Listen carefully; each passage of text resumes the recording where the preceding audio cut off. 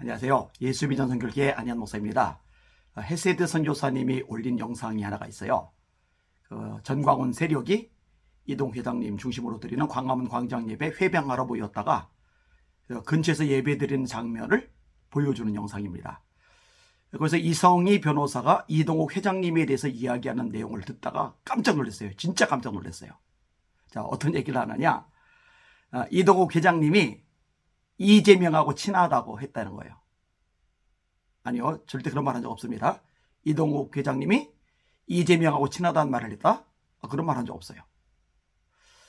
그리고 순서상 이동욱 회장님이 이제 뒤쪽에 있긴 했지만 이성희 변호사가 앞쪽에 있긴 했지만 이것 때문에 기분 나빠했다? 아니요, 절대로 기분 나빠하지 않았습니다. 어떻게 하느냐? 제가 그 자리에 있었거든요.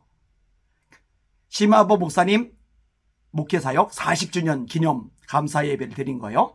그리고 그날 순서를 맡아서 간 분들이 여러 분 있어요. 저도 그날 축사를 맡아서 가서 축사를 했었거든요. 그러니까 그 자리에 앉아서 그 예배 모든 광경을 다 들었어요. 이성희 변호사가 축사하는 장면도 들었고 이동욱 회장님이 축사하는 장면도 다 들었고.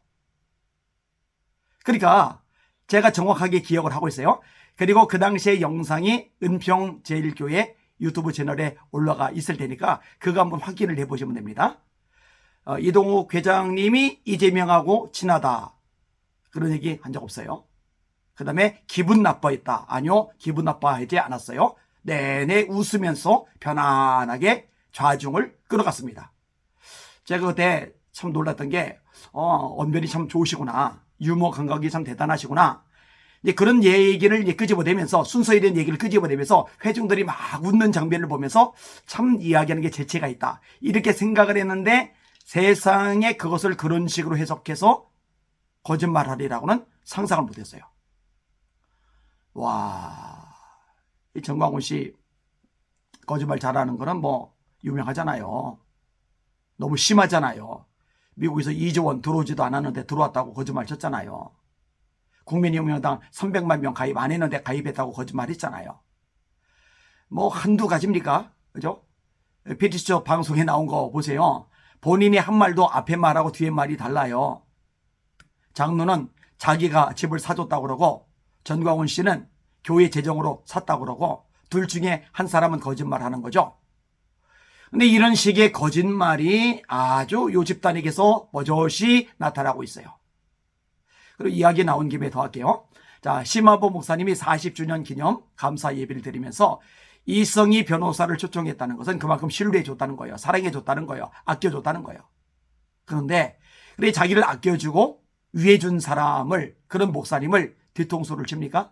아니, 심화보 목사님이 단 한 번이라도 이성희 변호사에 대해서 욕을 했어요? 비판을 했어요? 공격을 했어요? 뭔가 잘못했다고 지적을 했어요? 그런 적이 한 번도 없어요.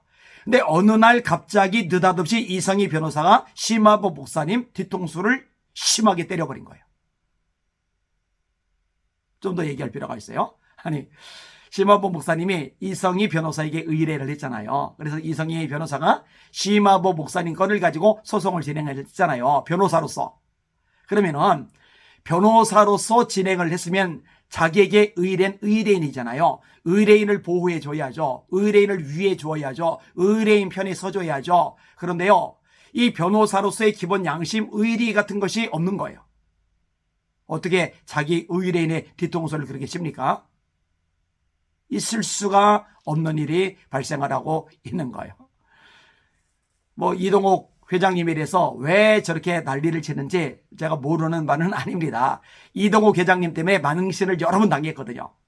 본인은 변호사라고 그러는데 이동욱 회장님은 변호사도 아닌데 둘이 충돌만 했다면 이동욱 회장님이 이겨요. 한두 번 이기는 게 아니라 계속 이겨요. 그러니까 자존심이 상하겠죠. 게다가 이동욱 회장님이 저랑 유튜브를 찍을 때도 이성희 변호사에 대해서 그 문제점, 이게 맞지 않는 소리 하는 것, 비논리적인 소리 하는 거, 이걸 조목조목 다 밝혀서 드러내거든요. 그러니 얼마나 망신살이가 뻗칩니까? 얼마나 창피하겠어요. 그러니까 감정이 상하고 열이 받고 적개심이 생기고 얼마든지 그러겠죠. 뭐 거기까지는 이해할 수가 있어요. 그런데 있지도 않은 말을, 있지도 않은 일을 있었던 것처럼 이야기하는 거는 양심이 없는 거잖아요. 이 말이 안 되는 겁니다. 그리고 뭐 이거 말고도 문제가 많죠. 사실은 이제 정상적인 신앙인이라 보기 어려운 요소들이 많이 있어요. 자, 예를 들어서 유명한 기도 내용이 있잖아요. 아주 유명한 기도 내용. 베드로를 초대 교황으로 만드셨다고. 하나님이, 예수님이 베드로를 초대 교황으로 만드셨다고. 아니, 대표 기도 시간에 이런 식으로 기도하는 사람이 세상에 어디 있습니까? 근데 이런 사람을 전광훈 씨는 장로로 세운 거예요.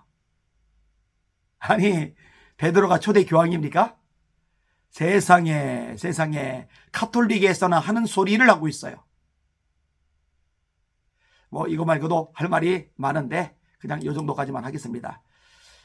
제발 좀 정신들 좀 차렸으면 좋겠어요. 그런 얘기를 들으면서 또 호응하며 또 좋다고 반응을 보이는 사람들 보면서 정말 안쓰러운 마음이 들었습니다. 불쌍하다는 생각이 들었습니다. 제발 정신 좀 차렸으면 좋겠습니다.